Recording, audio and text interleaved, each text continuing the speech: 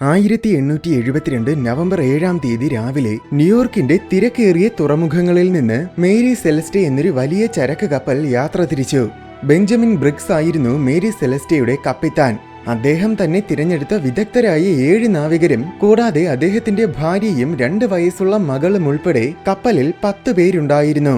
വ്യാവസായിക ആവശ്യത്തിനുള്ള 1701 barrel alcohol ആയിരുന്നു അവരുടെ ചരക്ക്. ഈ ചരക്കും കൊണ്ട് ഇറ്റലിയിലേക്കാണ് അവരുടെ യാത്ര. അവര് കപ്പലിന്റെ പായ്മരങ്ങൾ ഉയർത്തി ന്യൂയോർക്ക് തുറമുഖത്തിൽ നിന്നും വിശാലമായ സമുദ്രത്തിലേക്ക് പതിയെ അകന്നു.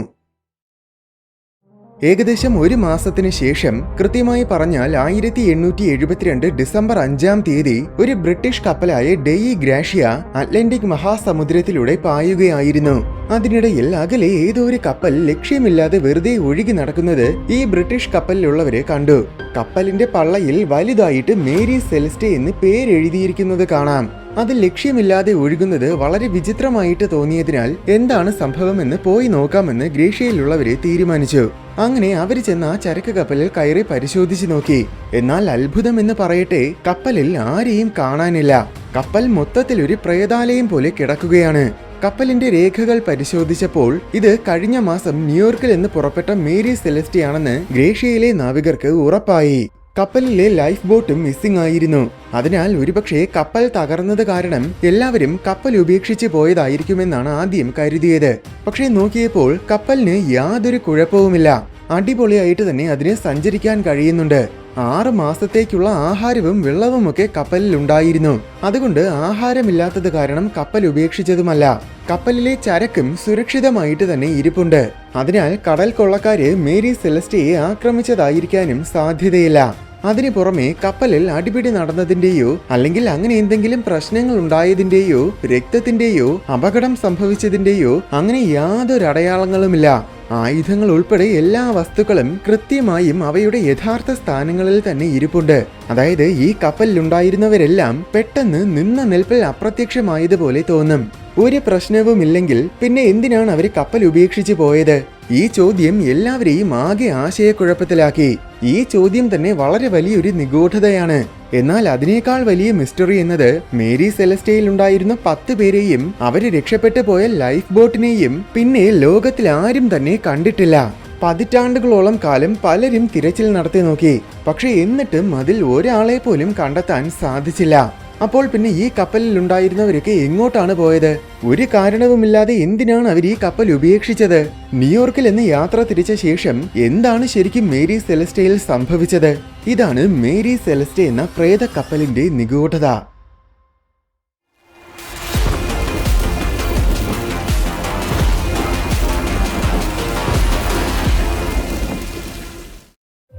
ആയിരത്തി 1861 സ്പെൻസർ ഐലൻഡിൽ വെച്ച് ഒരു പുതിയ ചരക്ക് കപ്പൽ നിർമ്മിച്ചു. ആമസോൺ എന്നാണ് അതിന് നൽകിയ പേര്. 1861 ജൂണിൽ ആമസോൺ കപ്പൽ ആദ്യ യാത്ര നടത്തി. പക്ഷേ തുടക്കം തന്നെ വലിയ പരാജയമായിരുന്നു. കാരണം ആദ്യ യാത്രക്കിടയിൽ കപ്പലിന്റെ ക്യാപ്റ്റൻ റോബർട്ട് മെക്ലെലൻ എന്തോ മാരകമായ അസുഖം ബാധിച്ച് മരിച്ചുപോയി. ശേഷം ജോൺ നട്ടിംഗ് പാർക്കർ എന്നൊരു നാവികനായിരുന്നു ആമസോണിന്റെ ക്യാപ്റ്റൻ. അദ്ദേഹത്തിന്റെ നേതൃത്വത്തിൽ 1861 ജൂലൈയിൽ ആമസോണിന്റെ 2ാമത്തെ യാത്ര തുടങ്ങി. പക്ഷേ ആ യാത്രയും ദുരന്തമായിരുന്നു. തുറമുഖത്ത് നിന്നും അധികം ദൂരം എത്തുന്നതിന് മുന്നേ ആമസോൺ മീൻ പിടിക്കാൻ ഉപയോഗിക്കുന്ന എന്തോ ഒരു ഉപകരണത്തിൽ ചെന്നിടിച്ചു. ഭാഗ്യത്തിന് വളരെ ചെറിയ തകരാറുകൾ മാത്രമേ പറ്റിയുള്ളൂ. ശേഷം 1863 ആമസോൺ മറ്റൊരു വലിയ ചരക്ക് കപ്പലുമായി കൂട്ടിയിടിച്ചു. ആ കൂട്ടിയിടിയിൽ മറ്റേ കപ്പൽ പൂർണ്ണമായും തകർന്ന് മുങ്ങിപ്പോയി. ഭാഗ്യത്തിന് ആമസോൺ മുങ്ങിയില്ല. എന്നിരുന്നാലും ആമസോണിന് വളരെ കാര്യമായ തകരാറുകൾ സംഭവിച്ചിട്ടുണ്ടായിരുന്നു. അതൊക്കെ അവര് പിന്നീട് റിപ്പയറും ചെയ്തു. ശേഷം 1867 ആമസോൺ ഒരു തീവ്രമായ കൊടുങ്കാറ്റിൽ കുടുങ്ങിപ്പോയി. അനന്തരഫലമായി നിയന്ത്രണം നഷ്ടപ്പെട്ട ആമസോൺ കേപ്പ് ബ്രോയ്റ്റൺ എന്നൊരു ദ്വീപിന്റെ തീരത്ത് ചെന്ന് അടിഞ്ഞു. ഈ അപകടത്തിൽ ആമസോൺ ഏകദേശം പൂർണ്ണമായും തകർന്നിരുന്നു. അതുകൊണ്ട് ഉടമസ്ഥർ അതിനെ ആക്രി വിലയ്ക്ക് വിറ്റു. ഒടുവിൽ 1868 അമേരിക്കൻ ബിസിനസ്മാനായ റിച്ചാർഡ് ഡബ്ല്യു ഹെയ്ൻസ് തകർന്ന ആമസോണിനെ വാങ്ങുകയും മൊത്തത്തിൽ പുതുക്കി പണിത് പുത്തൻ കപ്പൽ പോലെ ആക്കുകയും ചെയ്തു. ആമസോൺ എന്ന പേര് എരണക്കേടാണെന്ന് പറഞ്ഞ് അയാള് ആമസോണിന് മറ്റൊരു പേര് നൽകി. അതാണ് മേരി സെലസ്റ്റെ. ഇങ്ങനെയാണ് മേരി സെലസ്റ്റയുടെ കഥ തുടങ്ങിയത്. ഇത്രയേറെ അപകടങ്ങളുടെ ചരിത്രമുള്ളത് കാരണം ഇത് ശപിക്കപ്പെട്ട കപ്പലാണെന്നായിരുന്നു പലരും കരുതിയത്. അതുകൊണ്ട് തന്നെ 1872 സംഭവത്തിന് പിന്നിൽ പല വിധത്തിലുമുള്ള വിചിത്രമായ സിദ്ധാന്തങ്ങളും പ്രചരിക്കാൻ തുടങ്ങി. മേരി സെലസ്റ്റിയെ കണ്ടെത്തിയ ശേഷം ഡെയി ഗ്രാഷ്യയുടെ നാവികര് തന്നെ അതിനെ ഗിബ്രാൽറ്റാറിലേക്ക് കൊണ്ടുപോയി. അവിടെ വെച്ച് ഗ്രേഷ്യയുടെ ക്യാപ്റ്റനായ മോർഹൌസ് ഗവൺമെന്റിനോട് സാൽവേജ് റിവാർഡ് ആവശ്യപ്പെടുകയും ചെയ്തു. മേരി സെലസ്റ്റിയുടെ നിഗൂഢതയ്ക്ക് പിന്നിലെ സത്യം കണ്ടെത്താനുള്ള അന്വേഷണം ഔദ്യോഗികമായിട്ട് ആരംഭിച്ചത് ഗിബ്രാൽറ്റാറിൽ വെച്ചാണ്. ഫ്രെഡറിക് സോളി ഫ്ലഡ് എന്നൊരു ഉദ്യോഗസ്ഥനായിരുന്നു ഈ അന്വേഷണത്തിന്റെ അധികാരം. അങ്ങനെ അന്വേഷണത്തിന്റെ ഭാഗമായിട്ട് അദ്ദേഹം ആദ്യം സംശയിച്ചത് പൈറേറ്റ്സിനെയാണ്. മൊറോക്കോയിലെ റിഫിയാൻ പൈറേറ്റ്സ് കൊള്ളയടിക്കുന്ന ഭാഗത്ത് നിന്നുമാണ് മോർഹൌസും കൂട്ടരും സെലസ്റ്റിയെ കണ്ടെത്തിയത്. അതിനാൽ ഒരുപക്ഷെ സെലസ്റ്റിയെ പൈറേറ്റ്സ് ആക്രമിച്ചതാണെന്നും അവര് കപ്പലിൽ ഉണ്ടായിരുന്ന 10 പേരെയും കൊന്നുകളഞ്ഞുവെന്നുമായിരുന്നു ഒന്നാമത്തെ സിദ്ധാന്തം. പക്ഷെ ഈ സിദ്ധാന്തം തീർത്തും തെറ്റാണെന്ന് ആദ്യമേ തന്നെ ഉറപ്പിച്ചിരുന്നു. എന്തെന്നാൽ സെലസ്റ്റിയയിൽ അങ്ങനെ ഒരു ആക്രമണം നടന്നിട്ടുള്ളതിന്റെ യാതൊരു ലക്ഷണങ്ങളുമില്ല. അതായത് രക്തക്കറ, ബുള്ളറ്റ് കൊണ്ടതിന്റെ ദ്വാരങ്ങൾ, വാൾ കൊണ്ടുള്ള വെട്ടിന്റെ പാടുകൾ, നാശനഷ്ടങ്ങൾ, തകരാറുകൾ, അങ്ങനെ യാതൊരു അടയാളങ്ങളും സെലസ്റ്റിയയിൽ ഉണ്ടായിരുന്നില്ല. 10 പേര് പൈററ്റ്സുമായിട്ട് ഏറ്റുമുട്ടിയിരുന്നെങ്കിൽ കപ്പലിൽ അതിന്റെ മാരകമായ നിരവധി അടയാളങ്ങളും ഉണ്ടായിരിക്കേണ്ടതാണ്. അത് മാത്രമല്ല, കപ്പലിൽ ഉണ്ടായിരുന്ന കാശും സ്വർണവും പോലെയുള്ള വിലപിടിപ്പുള്ള ഒന്നും തന്നെ നഷ്ടമായിട്ടില്ല. ഒരു വിലയുമില്ലാത്ത സാധനങ്ങൾ വരെ കൊള്ളക്കാര് മോഷ്ടിക്കും. അപ്പോൾ പിന്നെ അവരൊരിക്കലും ഇത്തരം വിലപിടിപ്പുള്ള സാധനങ്ങളൊന്നും എടുക്കാതെ പോകില്ല. അതിനു പുറമെ കപ്പലിൽ ഉണ്ടായിരുന്ന ചരക്കും തൊട്ടിട്ടില്ല. കപ്പലിൽ കൊള്ളക്കാര് കയറിയിരുന്നെങ്കിൽ തീർച്ചയായും അവരത് കാണുകയും കപ്പലിനെ നേരെ ഏതെങ്കിലും പോർട്ടിൽ കൊണ്ടുപോയി ആ ചരക്കിനെയൊക്കെ വിറ്റ് കാശാക്കുകയും ചെയ്യുമായിരുന്നു. അങ്ങനെ ആകെ മൊത്തത്തിൽ ഈ സിദ്ധാന്തം ഒട്ടും തന്നെ ലോജിക്കില്ലാത്തതാണ്. ഇങ്ങനെ ചിന്തിക്കുമ്പോഴാണ് ഫ്ലഡ് രണ്ടാമത്തെ സിദ്ധാന്തം രൂപപ്പെടുത്തിയത്. ഈ നിഗൂഢതയുടെ വളരെ വിചിത്രമായ സ്വഭാവം കാരണം ഫ്ലഡ് അടുത്ത് സംശയിച്ചത് ഗ്രേഷ്യയിലെ നാവികരെയാണ്. സംഭവം അദ്ദേഹത്തിന്റെ നിഗമന പ്രകാരം സെലസ്റ്റിയയിലെ 10 പേരുടെയും തിരോധാനം യഥാർത്ഥത്തിൽ ഗ്രേഷ്യയുടെ ക്യാപ്റ്റനായ മോർഹൌസിന്റെ ഒരു വലിയ പ്ലാൻ ആയിരുന്നു. അതായത് മോർഹൌസ് സെലസ്റ്റിയയുടെ ക്യാപ്റ്റനായ ബ്രിഗ്സിന്റെ സുഹൃത്താണ്. ഗ്രേഷ്യ സെലസ്റ്റിയയുടെ സമീപമെത്തിയപ്പോൾ മോർഹൌസ് ബ്രിഗ്സിനെയും കൂട്ടരെയും എല്ലാം സൗഹൃദത്തിന്റെ പേരിൽ ഗ്രേഷ്യയിലേക്ക് വിളിച്ചു വരുത്തി. എന്നിട്ട് ഗ്രേഷ്യയിൽ വെച്ച് സെലസ്റ്റിയയിൽ ഉണ്ടായിരുന്ന 10 പേരെയും കൊന്നുകളഞ്ഞു. അവരുടെ മൃതദേഹങ്ങളെല്ലാം കടലിൽ വലിച്ചെറിഞ്ഞു. ഇതുകൊണ്ടാണ് സെലസ്റ്റിയയിൽ ആക്രമണം നടന്നതിന്റെ ഒരു തെളിവുമില്ലാത്തത്. അതിനു പുറമെ അന്വേഷണത്തിന്റെ വഴി തിരിപ്പിക്കാൻ മോർഹൌസും കൂട്ടരും ചേർന്ന് സെലസ്റ്റിയയിലെ ലൈഫ് ബോട്ടിനെയും സമുദ്രത്തിൽ ഉപേക്ഷിച്ചു. ശേഷം അവര് സെലസ്റ്റിയയെ ഗിബ്രാൽറ്റാറിലേക്ക് കൊണ്ടുവരികയും ചെയ്തു. ഉപേക്ഷിക്കപ്പെട്ട ഒരു കപ്പലും അതിലുള്ള വിലപിടിപ്പുള്ള ചരക്കും സേഫായിട്ട് തിരികെ കൊണ്ടുവന്നാൽ ആ ചരക്കിന്റെ മൂല്യത്തിന്റെ ചെറിയൊരു ശതമാനം തിരികെ കൊണ്ടുവന്നതിനുള്ള പ്രതിഫലമായിട്ട് കൈപ്പറ്റാനാകും. ഈ പ്രതിഫലമാണ് സാൽവേജ് റിവാർഡ്. ഇതിനു വേണ്ടിയിട്ടാണ് മോർഹൌസും കൂട്ടരും ചേർന്ന് ഇതെല്ലാം ചെയ്തത്. ഇത് ശരിയാണെന്ന് തെളിയിക്കാനുള്ള ഒരു പ്രധാന തെളിവും ഫ്ലഡ് കണ്ടുപിടിച്ചു. മോർഹൌസിന്റെ വാളിൽ ഉണ്ടായിരുന്ന രക്തക്കറയായിരുന്നു ആ തെളിവ്. അതിനു പുറമെ ചില സാഹചര്യ തെളിവുകളും ഉണ്ടായിരുന്നു. ഒന്നാമത്തെ തെളിവ്, മോർഹൌസും ബ്രിഗ്സും ശരിക്കും സുഹൃത്തുക്കൾ തന്നെ ആയിരുന്നു. അങ്ങനെയെങ്കിൽ മോർഹൌസ് ക്ഷണിച്ചാൽ തീർച്ചയായും ബ്രിഗ്സും കൂട്ടരുമൊക്കെ ഗ്രേഷ്യയിൽ കയറും. ന്യൂയോർക്കിൽ നിന്നും യാത്ര തിരിക്കുന്നതിന് മുന്നേ മോർഹൌസും ബ്രിഗ്സും ചേർന്ന് സംസാരിക്കുന്നത് ഒരുപാട് പേര് കണ്ടിരുന്നു. അതിനാൽ സെലസ്റ്റിയയിൽ അത്യധികം വിലപിടിപ്പുള്ള ചരക്കുണ്ടെന്ന കാര്യം തീർച്ചയായും മോർഹൌസിന് അറിയാമായിരുന്നു. ഗിബ്രാൽറ്റാറിൽ എത്തിയ ഉടനെ മോർഹൌസ് അധികൃതരോട് സാൽവേജ് റിവാർഡ് ആവശ്യപ്പെടുകയും ചെയ്തിരുന്നു. അങ്ങനെ ഈ സിദ്ധാന്തത്തിനെ പിന്തുണയ്ക്കാൻ ഫ്ലഡ് പല തെളിവുകളും മുന്നോട്ട് വെച്ചു. കേൾക്കുമ്പോൾ ഈ സിദ്ധാന്തം ശരിയായിരിക്കുമെന്ന് പെട്ടെന്ന് നമുക്ക് തോന്നും. എന്നാൽ ഈ സിദ്ധാന്തത്തിന് പിന്നിൽ പല പ്രശ്നങ്ങളുമുണ്ട്. ഒന്നാമത്, തെളിവെന്നും പറഞ്ഞ് ഫ്ലഡ് കണ്ടെത്തിയത് യഥാർത്ഥത്തിൽ വെറും തുരുമ്പ് മാത്രമാണെന്ന് ഫോറൻസിക് പഠനങ്ങളിൽ തെളിഞ്ഞു. രണ്ടാമത്, ഈ സാൽവേജ് റിവാർഡ് എന്നത് യഥാർത്ഥത്തിൽ ചെറിയ തുകയാണ്. 10 പേരെ കൊന്നിട്ട് കപ്പൽ ഗിബ്രാൽറ്റാറിൽ എത്തിക്കുക എന്നത് അത്ര നിസ്സാരമായ കാര്യമല്ല. ഗിബ്രാൽറ്റാറിൽ എത്തുമ്പോൾ തീർച്ചയായും അന്വേഷണം ഉണ്ടാകുമെന്ന കാര്യം മോർഹൌസിനും കൂട്ടർക്കുമൊക്കെ അറിയാമായിരുന്നു. അന്വേഷണം നടന്നാൽ പിടിക്കപ്പെടാനുള്ള സാധ്യതയും വളരെ കൂടുതലാണ്. എന്നിട്ടും ഇത്രയും റിസ്ക് എടുത്ത് കപ്പലിനെ ഗിബ്രാൽറ്റാറിൽ കൊണ്ടുവരുന്നതുമായിട്ട് താരതമ്യം ചെയ്ത് നോക്കുമ്പോൾ സാൽവേജ് റിവാർഡ് ഒരുപാട് ചെറിയ തുകയാണ്. അത് മാത്രമല്ല, ഇങ്ങനെ ഗിബ്രാൽറ്റാറിൽ കൊണ്ടുവരുന്നതിനേക്കാൾ അവർക്ക് ആ കപ്പലിനെ ഏതെങ്കിലും സീക്രട്ട് ലൊക്കേഷനിൽ കൊണ്ടുപോയ ശേഷം വളരെ എളുപ്പത്തിൽ തന്നെ അതിലുള്ള ചരക്ക് മുഴുവൻ വിറ്റ് കാശാക്കാമായിരുന്നു. വളരെ എക്സ്പീരിയൻസ്ഡ് നാവികനായ മോർഹൌസിന് അങ്ങനെ ചെയ്യുന്നത് 10,000 മടങ്ങ് എളുപ്പമാണ്. ഇതിനെല്ലാത്തിനും പുറമെ മറ്റൊരു പ്രധാനപ്പെട്ട കാര്യം, സെലസ്റ്റെ ഗ്രേഷ്യയേക്കാൾ വളരെ വേഗത കൂടിയ കപ്പലാണ്. സെലസ്റ്റെ ന്യൂയോർക്കിൽ നിന്നും യാത്ര തിരിച്ച ശേഷം വീണ്ടും 9 ദിവസങ്ങൾ കഴിഞ്ഞിട്ടാണ് ഗ്രേഷ്യ ന്യൂയോർക്കിൽ നിന്ന് പുറപ്പെട്ടത്. അതുകൊണ്ട് ഇനി എത്ര തന്നെ ശ്രമിച്ചാലും മോർഹൌസിന് ഒരിക്കലും സെലസ്റ്റയുടെ പക്കലെത്താൻ സാധിക്കില്ലായിരുന്നു. ചുരുക്കി പറഞ്ഞാൽ ഈ സിദ്ധാന്തം ശരിയാണെന്ന് സ്ഥാപിക്കാനുള്ള ഒരു തെളിവുകളുമില്ല. അതോടൊപ്പം തന്നെ ഇത് ശരിയായിരിക്കാനുള്ള യാതൊരു സാധ്യതകളുമില്ല. അതിനാൽ ഈ സിദ്ധാന്തവും തെറ്റാണ്. അതുകൊണ്ട് സെലസ്റ്റയിലെ ആൾക്കാരുടെ തിരോധാനത്തിന് പിന്നിലെ ഔദ്യോഗികമായ അന്വേഷണം വെറും 3 മാസങ്ങൾ കഴിഞ്ഞതും അവസാനിപ്പിച്ചു. മോർഹൌസും കൂട്ടരും നിരപരാധികളാണെന്ന് ഗിബ്രാൽറ്റാറിലെ കോടതി മനസ്സിലാക്കുകയും സാൽവേജ് റിവാർഡ് നൽകി അവരെ വിട്ടയക്കുകയും ചെയ്തു. എന്നാൽ ഇതിനുശേഷം വീണ്ടും പലരും പുതിയ സിദ്ധാന്തങ്ങളുമായി മുന്നോട്ട് വന്നു. ഭീമാകാരമായ ഏതോ രാക്ഷസ ജീവി സെലസ്റ്റയെ ആക്രമിച്ചുവെന്നതാണ് മൂന്നാമത്തെ സിദ്ധാന്തം. നീലത്തിമിംഗലങ്ങൾ പോലെയുള്ള ബൃഹത്തായ ജീവികൾ സമുദ്രത്തിലുണ്ട്. അവ വിചാരിച്ചാൽ തീർച്ചയായും ഒരു വലിയ ചരക്ക് കപ്പലിനെ നശിപ്പിക്കാൻ സാധിക്കും. എന്നാൽ സെലസ്റ്റയിൽ അങ്ങനെ യാതൊരു തകരാറുകളുമില്ല. അതിലുള്ള ആൾക്കാർ മാത്രമാണ് മിസ്സിംഗ് ആയത്. അങ്ങനെയെങ്കിൽ ആ രാക്ഷസ ജീവി ആൾക്കാരെ മാത്രം പിടിച്ചോണ്ട് പോയതായിരിക്കും. പക്ഷെ അങ്ങനെ ചെയ്യാൻ കഴിയുന്ന ഏതെങ്കിലും ജീവിയുണ്ടോ?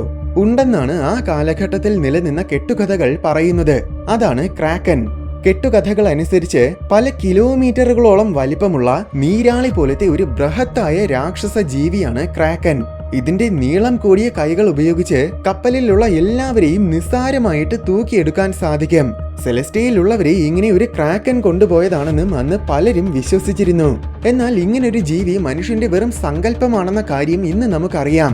പൊട്ടക്കിണറ്റിൽ നിന്ന് പുറത്തു വരാൻ പറ്റിയിട്ടില്ലാത്ത ചിലര് ഇന്നും ഇത്തരം രാക്ഷസ ജീവികളൊക്കെ സത്യമായിരുന്നുവെന്ന് വിശ്വസിക്കുന്നുണ്ടായിരിക്കും. പക്ഷേ സാമാന്യ ബോധമുള്ളവര് കെട്ടുകഥകളെ കെട്ടുകഥകളായിട്ട് തന്നെ കാണും. അതുകൊണ്ട് തന്നെ ഈ സിദ്ധാന്തം വെറും മണ്ടത്തരമാണ്. പക്ഷേ സമുദ്രത്തിൽ കൊളോസൽ സ്ക്വിഡ് എന്നൊരു ഭീമൻ നീരാളി വർഗമുണ്ട്. നിഗമനമനുസരിച്ച് ഇതിന് 46 അടി വരെ നീളം വയ്ക്കാൻ കഴിയും. ചിലപ്പോൾ സെലസ്റ്റയിലെ ആൾക്കാരെ പിടിച്ചോണ്ട് പോയത് ഇതുപോലൊരു കൊളോസൽ സ്ക്വിഡ് ആയിരിക്കുമോ എന്ന് ഒരുപക്ഷെ ചിലരെങ്കിലും സംശയിക്കും. എന്നാൽ കൊളോസൽ സ്ക്വിഡിന്റെ കൈകൾക്ക് ഇത്രയും വലിയൊരു കപ്പലിലുള്ളവരെ എത്തിപ്പിടിക്കാനുള്ള നീളമൊന്നുമില്ല. അഥവാ അങ്ങനെ പിടിച്ചിരുന്നെങ്കിലും കപ്പലിൽ അങ്ങനെ ആക്രമണങ്ങൾ നടന്നതിന്റെ അടയാളങ്ങൾ കാണേണ്ടതാണ്. എന്നാൽ അങ്ങനെയുള്ള അടയാളങ്ങളൊന്നും കപ്പലിൽ ഉണ്ടായിരുന്നില്ല.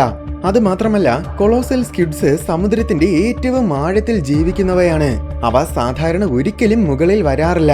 അഥവാ അങ്ങനെ വന്നെങ്കിൽ പോലും സെലസ്റ്റയെ അടിയിൽ നിന്നുമായിരിക്കും അത് ആക്രമിക്കുന്നത്. അങ്ങനെ ആക്രമിച്ചിരുന്നെങ്കിൽ സെലസ്റ്റയുടെ പള്ളയിൽ അതിന്റെ കേടുപാടുകളും കാണേണ്ടതാണ്. പക്ഷേ സെലസ്റ്റയിൽ അങ്ങനെ ഒരു പാടുകളുമില്ല. ചുരുക്കി പറഞ്ഞാൽ ഈ സിദ്ധാന്തം യാതൊരു അടിസ്ഥാനവുമില്ലാത്ത ഒരു ഫാന്റസി സിദ്ധാന്തം മാത്രമാണ്. ശാന്തമായ സമുദ്രത്തിലൂടെ പായുന്നതിനിടയിൽ പെട്ടെന്ന് അപ്രതീക്ഷിതമായിട്ടൊരു റോഗ് തിരമാല വന്നിടിച്ചു എന്നതാണ് നാലാമത്തെ സിദ്ധാന്തം. ശാന്തമായ സമുദ്രത്തിൽ പോലും യാതൊരു മുന്നറിയിപ്പുമില്ലാതെ പെട്ടെന്ന് അപ്രതീക്ഷിതമായിട്ടുണ്ടാകുന്ന ഭീമാകാരമായ തിരമാലയാണ് റോഗ് തിരമാല. ഇങ്ങനെ ഒരു തിരമാല കപ്പലിൽ വന്നിടിക്കുന്ന സമയം എല്ലാവരും കപ്പലിന്റെ തുറസായ സ്ഥലങ്ങളിലാണ് നിന്നിരുന്നതെങ്കിൽ ആ തിരമാലയ്ക്ക് എല്ലാവരെയും കപ്പലിൽ നിന്നും തെറിപ്പിച്ച് സമുദ്രത്തിലാക്കാൻ സാധിക്കും. അത്രയും ശക്തമായ തിരമാലകളാണ് റോഗ് തിരമാലകൾ. പക്ഷെ ഈ സിദ്ധാന്തവും ശരിയായിരിക്കാൻ ഒരു സാധ്യതയുമില്ല. എന്തെന്നാൽ ഇങ്ങനൊരു തിരമാല വന്നിടിച്ചാൽ കപ്പലിൽ കാര്യമായ തകരാറുകൾ ഉണ്ടാകേണ്ടതാണ്. കപ്പലിന്റെ പായ്മരങ്ങളൊക്കെ ഒടിഞ്ഞ കഷ്ണങ്ങളാകുമായിരുന്നു. പക്ഷേ കപ്പലിൽ അങ്ങനെ ഒന്നും തന്നെ സംഭവിച്ചിട്ടില്ല. അതിനാൽ ഈ സിദ്ധാന്തവും തെറ്റാണ്. ഇത് മാത്രമല്ല, സെലസ്റ്റയ്ക്ക് പിന്നിലെ ഒട്ടുമിക്ക സിദ്ധാന്തങ്ങളും തെറ്റാണെന്ന് പറയാനുള്ള പ്രധാന കാരണം യഥാർത്ഥത്തിൽ കപ്പലിൽ ആക്രമണങ്ങളുടെയോ നാശനഷ്ടങ്ങളുടെയോ എന്തെങ്കിലും പ്രകൃതിക്ഷോഭം സംഭവിച്ചതിന്റെയോ അങ്ങനെ ഒന്നിന്റെയും അടയാളങ്ങളില്ല. കപ്പൽ ഏകദേശം പൂർണ്ണമായും സേഫ് ആയിരുന്നു. ഇത് കാരണം സെലസ്റ്റയ്ക്ക് പിന്നിൽ കൂടുതൽ രസകരമായ പുതിയ സിദ്ധാന്തങ്ങൾ രൂപം കൊണ്ടു. മാസ് ഹാലൂസിനേഷൻ ആണ് അഞ്ചാമത്തെ സിദ്ധാന്തം. അതായത് ധാന്യങ്ങളെ ബാധിക്കുന്ന എർഗോട്ട് എന്നറിയപ്പെടുന്ന ഒരുതരം ഫംഗസ് ഉണ്ട്. ഇത് വളരെ മാരകമായ ഒരുതരം ഫംഗസ് ആണ്. ഈ ഫംഗസ് ബാധിച്ച ധാന്യം കഴിക്കുന്നവർക്ക് തീവ്രമായ ഹാലൂസിനേഷൻസ് ഉണ്ടാകും. ഒരുപക്ഷെ സെലസ്റ്റയിലെ ധാന്യങ്ങളിൽ ഇതുപോലെ എർഗോട്ട് ഫംഗസ് പിടിപെട്ട് കാണും. സെലസ്റ്റയിലെ 10 പേരും ആഴ്ചകളോളം ഈ ഫംഗസ് ബാധിച്ച ധാന്യമാണ് കഴിച്ചുകൊണ്ടിരുന്നത്. അനന്തരഫലമായി 10 പേർക്കും ഹാലൂസിനേഷൻസ് ഉണ്ടാകാൻ തുടങ്ങി. കപ്പലിൽ ഇല്ലാത്ത അപകടങ്ങളൊക്കെ ഉള്ളതായിട്ട് 10 പേരും കണ്ടു കാണും. ഓരോരുത്തരും വ്യത്യസ്തമായ അപകടങ്ങളായിരിക്കും കണ്ടത്. അങ്ങനെ ഒടുവിൽ ഒരു പരിധി കഴിഞ്ഞതും ഹാലൂസിനേഷൻസ് ഒക്കെ അതിതീവ്രമായി കാണും. ഒരുപക്ഷെ ആർക്കെങ്കിലും ഹാലൂസിനേഷൻസ് ഉണ്ടായില്ലെങ്കിലും ബാക്കിയുള്ളവർ പേടിച്ചലറി വിളിക്കുന്നത് കണ്ടപ്പോൾ കപ്പലിൽ പ്രേതമോ ഭൂതമോ ഉണ്ടെന്നും കരുതി കാണും. അങ്ങനെ അവസാനം വേറെ നിവൃത്തിയില്ലാതെ എല്ലാവരും ലൈഫ് ബോട്ടിൽ കയറി കപ്പലിൽ നിന്നും രക്ഷപ്പെട്ടു. എന്നാൽ നിർഭാഗ്യവശാൽ സമുദ്രത്തിന്റെ തീവ്രമായ അവസ്ഥകൾ കാരണം ലൈഫ് ബോട്ടിൽ കിടന്ന് തന്നെ 10 പേരും കൊല്ലപ്പെട്ടു കാണും. ഇതായിരിക്കും അന്ന് സെലസ്റ്റയിൽ സംഭവിച്ചത്. പ്രത്യക്ഷത്തിൽ ഇത് വളരെ സാധ്യതയുള്ള ഒരു സിദ്ധാന്തമാണ്. സെലസ്റ്റയിൽ യാതൊരു വിധത്തിലുമുള്ള പ്രശ്നങ്ങൾ ഉണ്ടായതിന്റെ അടയാളങ്ങളില്ലാത്തതും ഈ സിദ്ധാന്തം സാധൂകരിക്കുന്നുണ്ട്. പക്ഷേ പ്രശ്നം എന്താണെന്നാൽ സെലസ്റ്റയെ ഗിബ്രാൾട്ടാറിലേക്ക് കൊണ്ടുവരുന്ന വഴിക്ക് ഗ്രേഷ്യയിലെ നാവികരും സെലസ്റ്റയിൽ ഉണ്ടായിരുന്ന ആഹാരമൊക്കെ കഴിച്ചിരുന്നു. ഫംഗസ് ബാധിച്ചിരുന്നെങ്കിൽ അതേ ആഹാരം കഴിച്ച ഗ്രേഷ്യയിലെ നാവികരെയും അത് ബാധിക്കേണ്ടതാണ്. എന്നാൽ ഗ്രേഷ്യയിലെ നാവികർക്ക് അങ്ങനെ യാതൊരു കുഴപ്പവും ഉണ്ടായില്ല. അതിനാൽ ഈ സിദ്ധാന്തവും ശരിയായിരിക്കാൻ സാധ്യതയില്ല. സെലസ്റ്റയിലെ നാവികരെല്ലാം ചേർന്ന്, അല്ലെങ്കിൽ കുറച്ചു പേര് ചേർന്ന് ക്യാപ്റ്റനെയും ബാക്കിയുള്ളവരെയും കൊന്നുകളഞ്ഞു. ഇതാണ് 6ാമത്തെ സിദ്ധാന്തം. അവരറിയാതെ ആഹാരത്തിൽ വിഷം കലർത്തിയായിരിക്കും കൊന്നത്. അതുകൊണ്ടാണ് കപ്പലിൽ പ്രശ്നങ്ങൾ ഉണ്ടായതിന്റെ അടയാളങ്ങളൊന്നും ഇല്ലാത്തത്.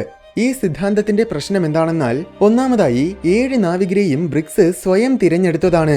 ബ്രിക്സിന് അവരുമായി വർഷങ്ങളോളമുള്ള അടുപ്പമുണ്ട്. അവരെല്ലാം യഥാർത്ഥത്തിൽ ബ്രിക്സിന്റെ ഉറ്റ സുഹൃത്തുക്കളാണെന്ന് തന്നെ പറയാം. അങ്ങനെയുള്ളവര് എന്തായാലും ബ്രിക്സിനെയും ബാക്കിയുള്ളവരെയും കൊല്ലണമെന്ന് ചിന്തിക്കില്ല. അതുമാത്രമല്ല, എന്തിനാണ് ഇങ്ങനെ നാവികര് ബാക്കിയുള്ളവരെ കൊന്നത് എന്ന ചോദ്യമുണ്ട്. ഈ ചോദ്യത്തിന് ഒരു ഉത്തരവുമില്ല. കാശിന് വേണ്ടിയിട്ടാണെങ്കിൽ പിന്നെ അവര് കപ്പൽ ഉപേക്ഷിച്ചു പോകേണ്ട കാര്യമില്ലല്ലോ. ഇനി ഈ 10 പേരുടെയും തിരോധാനം ശരിക്കും ഒരു ഇൻഷുറൻസ് തട്ടിപ്പാണെന്നും ഒരു സിദ്ധാന്തമുണ്ട്. അതായത് ഇത്രയും വിലപിടിപ്പുള്ള ഒരു കപ്പൽ നശിച്ചാൽ ഇൻഷുറൻസ് കമ്പനി വളരെ വലിയൊരു തുക നൽകും. അത് കൈപ്പറ്റാൻ വേണ്ടിയിട്ട് ബ്രിക്സും കൂട്ടരും മനഃപൂർവ്വം കപ്പലിനെ ഉപേക്ഷിച്ചതാണെന്നാണ് ഈ സിദ്ധാന്തം പറയുന്നത്. പക്ഷെ ഇത് ശരിക്കും ഒരു ലോജിക്കുമില്ലാത്ത സിദ്ധാന്തമാണ്. കാരണം അങ്ങനെ ഇൻഷുറൻസ് തട്ടിപ്പ് നടത്തണമെങ്കിൽ അവര് കപ്പലിനെ നശിപ്പിക്കുകയാണ് ചെയ്യേണ്ടത്. അല്ലാതെ ഇങ്ങനെ വെറുതെ ഉപേക്ഷിച്ചിട്ട് പോകില്ല. എന്തെന്നാൽ അങ്ങനെ ഉപേക്ഷിച്ചിട്ട് പോയാൽ എളുപ്പത്തിൽ തന്നെ ആരെങ്കിലും ആ കപ്പൽ കണ്ടെത്തും. അങ്ങനെ കണ്ടെത്തിയാൽ ഇൻഷുറൻസ് തട്ടിപ്പ് പിടികൂടുകയും ചെയ്യും. അതുമാത്രമല്ല, ഇൻഷുറൻസ് തട്ടിപ്പ് നടത്തിയാൽ കിട്ടുന്നതിനേക്കാൾ വിലപിടിപ്പുള്ള ചരക്കാണ് കപ്പലിലുള്ളത്. അപ്പോൾ പിന്നെ തട്ടിപ്പ് കാണിക്കേണ്ട ഒരു കാര്യവുമില്ല. അതിനു പുറമെ കപ്പലിൽ 10 പേരുടെയും വിലപിടിപ്പുള്ള വസ്തുക്കളൊക്കെ ഉണ്ടായിരുന്നു. അങ്ങനെ തട്ടിപ്പ് നടത്താൻ വേണ്ടി മനഃപൂർവ്വം ലൈഫ് ബോട്ടിൽ കയറി എല്ലാവരും പോയതാണെങ്കിൽ പിന്നെ എന്തുകൊണ്ടാണ് അവർ ഈ വിലപ്പെട്ട വസ്തുക്കളെയൊന്നും എടുക്കാത്തത്? ഇതിനെല്ലാത്തിനും പുറമെ ബ്രിക്സിന് ഒരു മകനും കൂടെയുണ്ട്. ആ മകനെ ന്യൂയോർക്കിൽ നിർത്തിയിട്ടാണ് ബ്രിക്സ് പോയത്. ഇൻഷുറൻസ് തട്ടിപ്പ് നടത്തി മുങ്ങാനായിരുന്നുവെങ്കിൽ അയാള് മകനെയും കൂടെ കൊണ്ടുപോകുമായിരുന്നു. അങ്ങനെ ആകെ മൊത്തത്തിൽ ഈ 2 സിദ്ധാന്തങ്ങളും ഒരു ലോജിക്കും ഇല്ലാത്തവയാണ്. സെലസ്റ്റയിൽ ഒരു ലോഗ് ബുക്ക് ഉണ്ടായിരുന്നു. ഓരോ ദിവസവും സംഭവിക്കുന്ന കാര്യങ്ങളും കപ്പൽ ഓരോ ദിവസവും എവിടെ എത്തിയെന്നും അങ്ങനെ പ്രധാനപ്പെട്ട കാര്യങ്ങളെല്ലാം ആ ലോഗ് ബുക്കിൽ ഉണ്ടായിരുന്നു. അത് പരിശോധിച്ചപ്പോൾ അവസാനമായി ലോഗ് എൻട്രി ചെയ്തിരിക്കുന്നത് നവംബർ 25-നാണ്. അതായത് ഗ്രേഷ്യയിലെ ആൾക്കാര് സെലസ്റ്റയെ കണ്ടെത്തുന്നതിനും 10 ദിവസങ്ങൾക്ക് മുന്നേ. അതിൽ രേഖപ്പെടുത്തിയിരിക്കുന്നത് പ്രകാരം നവംബർ 25-ന് കപ്പൽ അസോർ ദ്വീപിന് സമീപം എത്തിയിരുന്നു. പക്ഷേ 2001-ൽ ഒരു സംഘം ഗവേഷകർ നടത്തിയ പഠനത്തിൽ കൗതുകകരമായ ഒരു കാര്യം മനസ്സിലാക്കാൻ പറ്റി.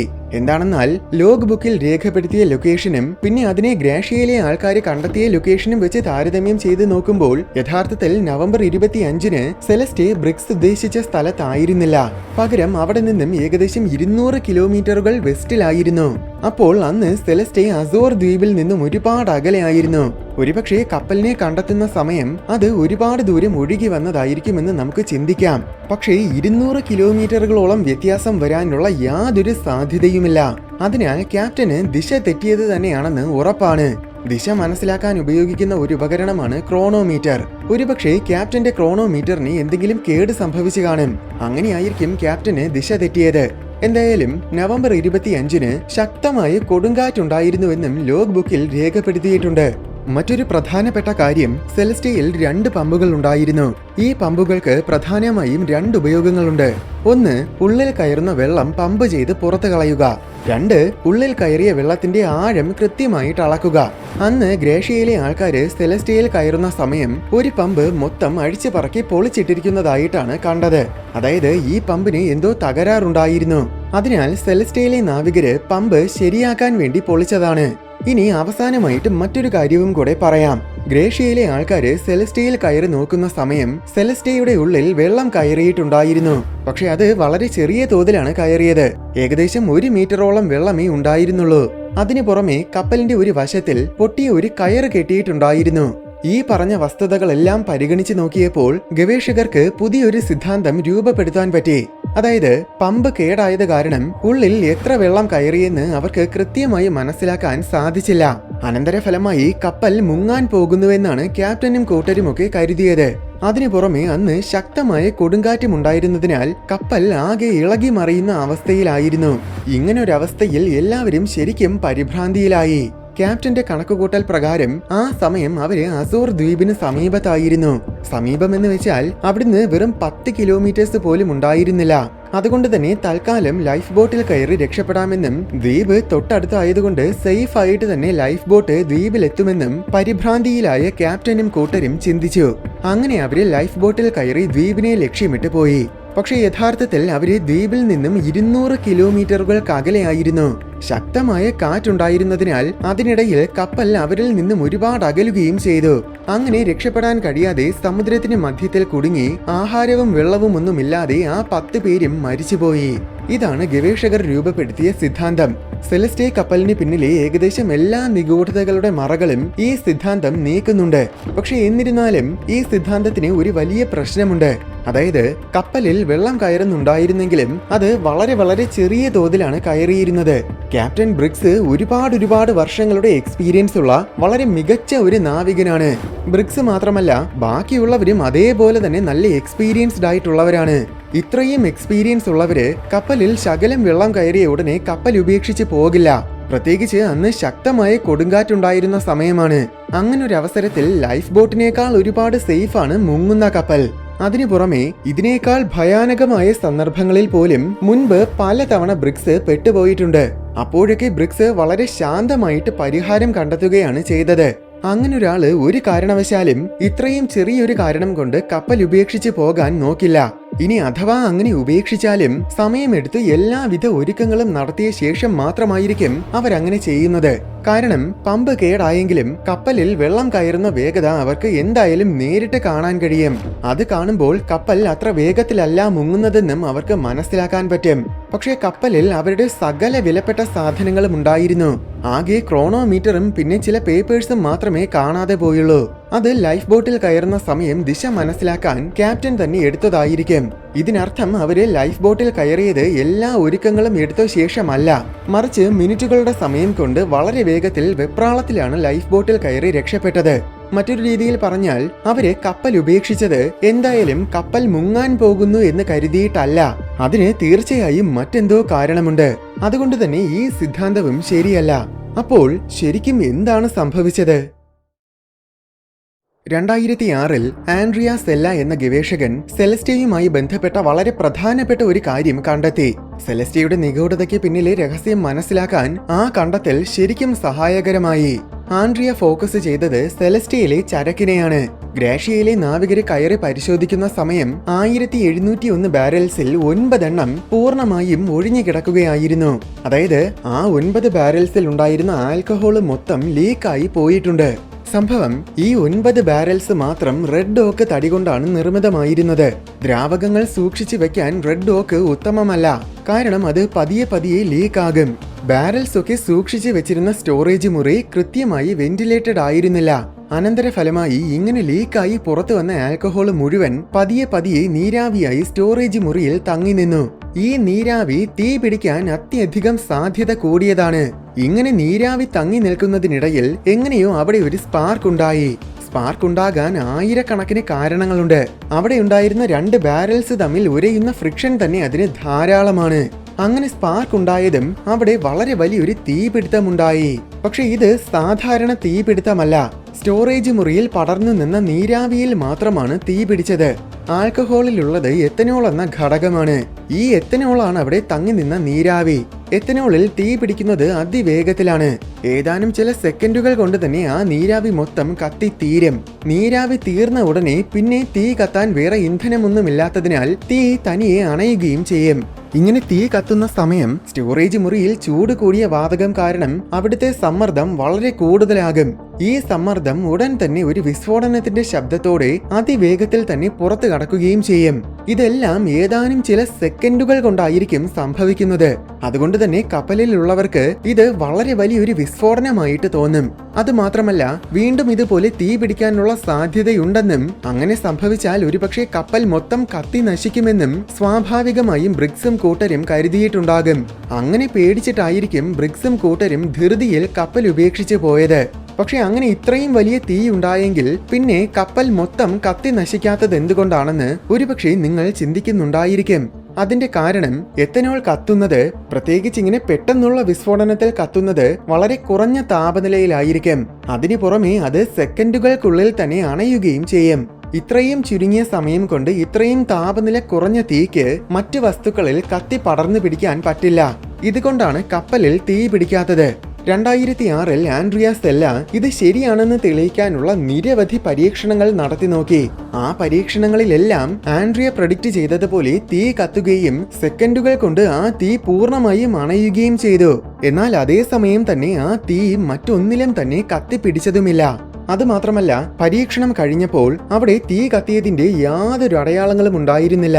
അങ്ങനെ എന്തുകൊണ്ട് അവർ കപ്പൽ ഉപേക്ഷിച്ചു എന്നതിന് ഈ സിദ്ധാന്തം വളരെ കൃത്യമായി തന്നെ മറുപടി നൽകുന്നുണ്ട്. തെളിവുകളും ഈ സിദ്ധാന്തത്തിനെ പൂർണ്ണമായും അനുകൂലിക്കുന്നുണ്ട്. ഈ സിദ്ധാന്തത്തിനോടൊപ്പം 2001 ഗവേഷകർ രൂപപ്പെടുത്തിയ സിദ്ധാന്തവും കൂടെ ചേർത്ത് നോക്കിയാൽ സെലസ്റ്റിയയിലെ സകല നിഗൂഢതകൾക്കുമുള്ള ഉത്തരങ്ങളും കിട്ടും. അതായത് തീവ്രമായ കൊടുങ്കാറ്റും പിന്നെ കപ്പലിൽ വെള്ളം കയറുന്നതുമൊക്കെ കാരണം ഓൾറെഡി എല്ലാവരും ആശങ്കയിലായിരുന്നു. ഒടുവിൽ വിസ്ഫോടനവും കൂടെ ആയപ്പോൾ ബ്രിഗ്സ് ഉൾപ്പെടെയുള്ള എല്ലാവരും ആകെ പരിഭ്രാന്തരായി. അങ്ങനെ പേടിച്ച് കപ്പൽ ഉപേക്ഷിച്ച് ലൈഫ് ബോട്ടിൽ കയറിയ ബ്രിഗ്സും കൂട്ടരും ഒരുപക്ഷെ കപ്പലിന് ഒന്നും തന്നെ സംഭവിച്ചില്ലെങ്കിൽ തിരിച്ചു കയറാമെന്ന് കരുതിയിട്ട് ഒരു കയർ ഉപയോഗിച്ച് ലൈഫ് ബോട്ടിനെ കപ്പലുമായി കണക്ട് ചെയ്തിരുന്നു. എന്നാൽ ശക്തമായ തിരമാലകൾ കാരണം ആ കയറ് പൊട്ടിപ്പോയി. ആ പൊട്ടിയ കയറിന്റെ ഭാഗമാണ് ഗ്രേഷ്യയിലെ ആൾക്കാര് കപ്പലിന്റെ ഒരു വശത്തിൽ കണ്ടു എന്ന് നേരത്തെ പറഞ്ഞത്. കയറ് പൊട്ടിയ ശേഷം കപ്പലാണെങ്കിൽ അതിവേഗത്തിൽ വീശുന്ന കാറ്റ് കാരണം അവരിൽ നിന്നും പെട്ടെന്ന് തന്നെ അകലുകയും ചെയ്തു. ക്രോണോമീറ്റർ കേടായിരുന്നതിനാൽ കൃത്യമായി കരയിലേക്ക് പോകാൻ കഴിയാതെ അവര് സമുദ്രത്തിലൂടെ എങ്ങോട്ടെന്നില്ലാതെ ഒഴുകി അലഞ്ഞു നടന്നു. അങ്ങനെ ആഹാരവും വെള്ളവും ഇല്ലാതെ സമുദ്രത്തിന്റെ മധ്യത്തിൽ കിടന്ന് എല്ലാവരും മരണമടഞ്ഞു. ഇതായിരിക്കും അന്ന് മേരി സെലസ്റ്റിയയിൽ സംഭവിച്ചത്. നിലവിൽ ഏറ്റവും കൂടുതൽ പേര് അംഗീകരിക്കുന്നതും ഈ സിദ്ധാന്തമാണ്. മേരി സെലസ്റ്റിയയിലെ 10 പേരുടെ തിരോധാനത്തിന് പിന്നിൽ കൃത്യമായ ഒരു സിദ്ധാന്തമുണ്ടെങ്കിലും ഇതുവരെ കണ്ടെത്താൻ സാധിക്കാത്ത ആ ലൈഫ് ബോട്ടും അതിൽ കയറിയ 10 പേരുടെ മൃതശരീരങ്ങളും ഇപ്പോഴും വലിയൊരു നിഗൂഢതയായിട്ട് തന്നെ അവശേഷിക്കുകയാണ്. കുറച്ച് നാളുകൾക്ക് മുന്നേ ആ ലൈഫ് ബോട്ട് കണ്ടെത്തി എന്ന അവകാശവാദവുമായി ചിലര് രംഗത്ത് വന്നിരുന്നു. പക്ഷെ അത് ഇതുവരെ വെരിഫൈ ചെയ്തിട്ടില്ല.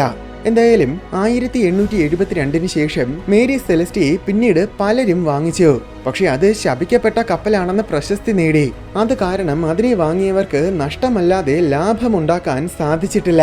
ഒടുവിൽ 1885 ക്യാപ്റ്റൻ പാർക്കറും കൂട്ടരും ചേർന്ന് ആ കപ്പലിൽ ഒട്ടും വിലയില്ലാത്ത കുറെ ചവർ സാധനങ്ങൾ കയറ്റി.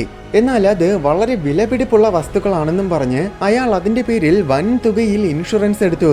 ശേഷം ഹൈറ്റിയിലെ തീരത്തുള്ള ഒരു വലിയ പാറക്കെട്ടിൽ അയാൾ ഈ കപ്പലിനെ മനഃപൂർവ്വം കൊണ്ടിടിച്ചു കയറ്റി നശിപ്പിച്ചു കളഞ്ഞു. അതായത് അയാൾ ഇൻഷുറൻസ് തട്ടിപ്പ് നടത്താൻ നോക്കിയതാണ്. പക്ഷെ ആ തട്ടിപ്പ് കയ്യോടെ പിടികൂടി. മേരി സെലസ്റ്റിയ ആണെങ്കിൽ ഹൈറ്റിയുടെ തീരത്ത് കിടന്ന് കാലക്രമേണ പൂർണ്ണമായും നശിക്കുകയും ചെയ്തു.